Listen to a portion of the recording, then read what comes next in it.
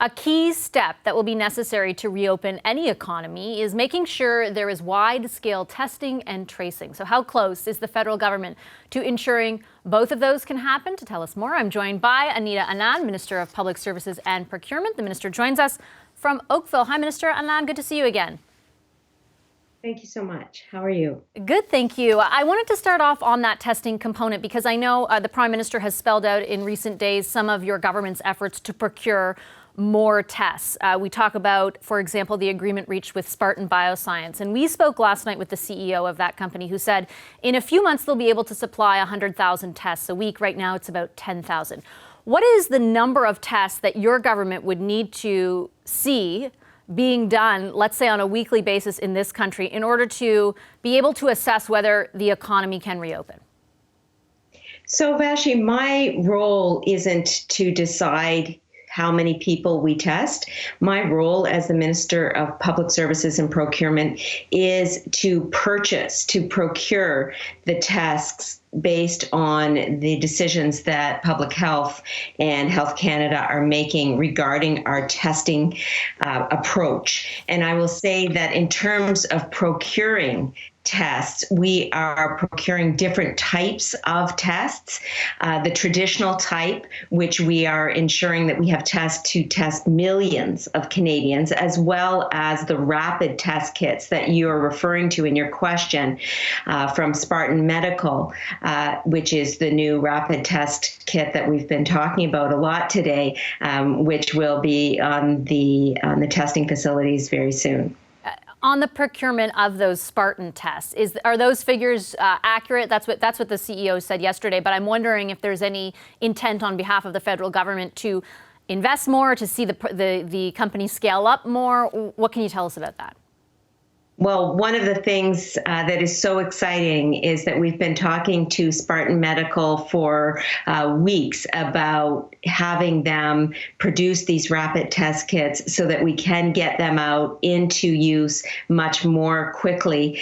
And so that's exactly what's happening over the next weeks and months. And we have heard a lot about those tests, those rapid tests, and it is very exciting for Canada to be able to move in that direction.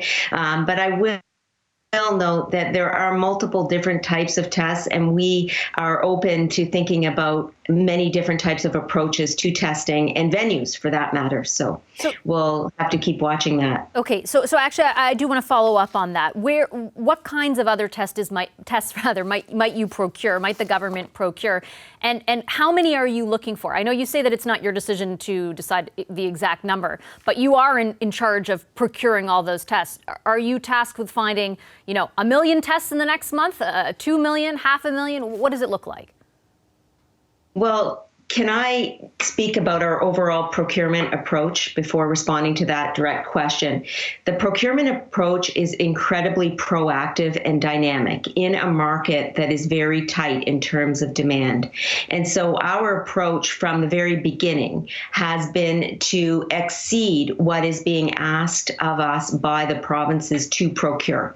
And so, as I mentioned, we are procuring tests to be able to test millions of Canadians, both in terms of rapid tests as well as the traditional type of testing. So the question about testing is an ongoing one. It is continually evolving as new technologies come to market. And we are, as I said, very excited to be able to build up domestic capacity in this regard so that we have multiple supply channels operating at the same time, both domestic and international. I'll tell you, Minister, in part why I'm asking about the federal government strategy when it comes to procurement and the number of tests that you'll be able to secure. Alberta Premier Jason Kenney was on our program last night, and he talked about how he has directed health officials in his province to not wait for Health Canada to approve, for example, the serological, those antibody tests, but if they have been approved by a regulator in a peer country, is what he called them, using the examples of the United States or the EU, that they would consider using them in Alberta. I want to play a bit of what the Premier had to say and then just get your response. Let's listen. One of the critical learnings about a response to pandemic is you do not allow bureaucracy to get in the way of speed of response. This is the same Dr. Tam who is telling us that we shouldn't close our borders to countries with high levels of infection, and who in January was repeating talking points out of the PRC about no evidence of human-to-human transmission. Minister, is your government, as Premier Kenney is charging there, letting bureaucracy get in the way of procurement? What is really important about the federal government's approach, and our Prime Minister has reiterated this multiple times, is that we are following the best advice that we are getting from our public health officials, including Dr. Tam. And what is really significant for us is that we are moving as rapidly as possible while following the science and listening to the experts in this area. I myself am a legal expert prior to coming into government, and I would have no business making a decision regarding testing. Those are for the experts, the public health experts, and we will continue to follow their advice in our decisions regarding procurements. Do provinces have any, I guess for lack of a better way of characterizing it, legal right to use a test that hasn't been approved by Health Canada? That's an interesting question. It is, again, my approach to make sure that every day I am following the advice of the Public Health Agency of Canada and Health Canada, and I'm in regular conversations with those bodies to make sure that our procurements are following the science. And what about the accusation that Health Canada, his accusation, the Premier's accusation, I should qualify, that Health Canada is playing catch up? And I ask you in the vein of your portfolio specifically, has the approval process through Health Canada held up the procurement of any sort of supplies or tests that they need to approve? What's really important here is to remember that while there is great demand to continually build up procurements and to continually make sure that we are responding to the need for testing, is on the other hand to make sure that we are engaged with the experts who can elucidate for us what are the appropriate steps to take in making sure we are doing testing accurately and in accordance with what would be necessary to be accurate results, delivering those results to the Canadian public. So there's a balance there, Vashi, and we are making great effort to be quick, but also to be careful and to follow the science. To what degree is are the policies pursued in China an impediment to, and we touched on this a bit last week, but an impediment to procuring those supplies? Well, as I will tell you again, that this is an era of high demand for the same product. And you can choose what product you like, whether it's masks, gowns, gloves, or tests.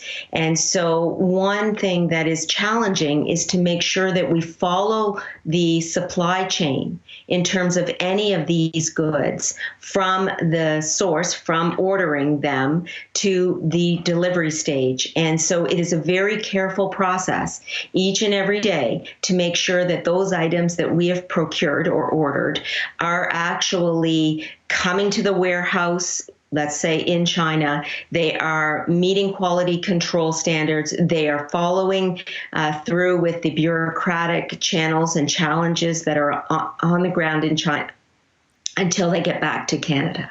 Has there been any movement since a week ago when we last spoke, though? Has there been any loosening of those bureaucratic challenges on the Chinese side from your perspective?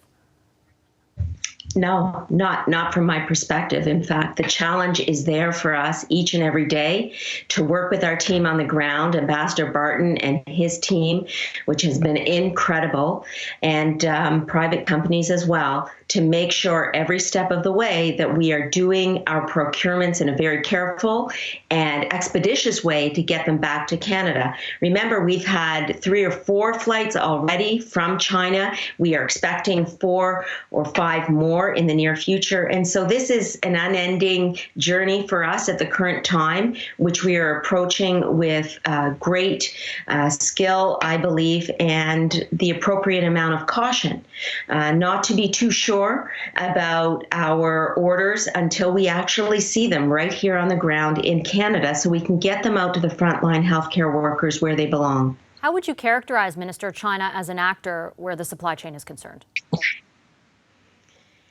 It's a challenging environment. As I said, many countries are pursuing the same goods and in the same country.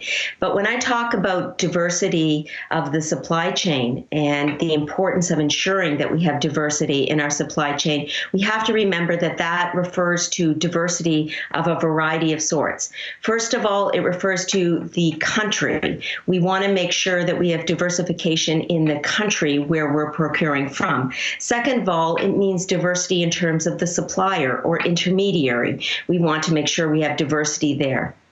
And then finally, we want to have diversity of the good itself, making sure that we have a number of different types of the same goods available so that if we see challenges in the supply chain, we can go to alternates or substitutes. Okay, I'll leave it there. Thanks, Minister Anand. Appreciate your time this evening.